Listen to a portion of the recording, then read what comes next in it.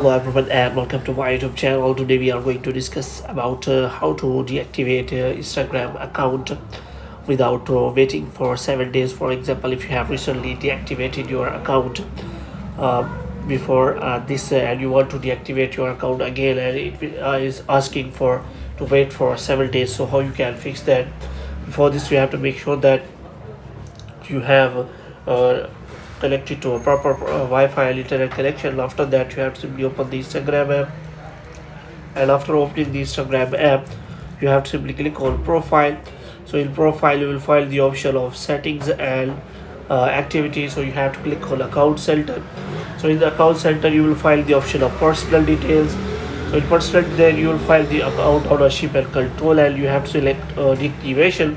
You have to select the account, and after that, as you click on continue, they will ask for you. They will tell you that you have reached your limit because you have recently tried deactivated your account, so you will not be able to deactivate it.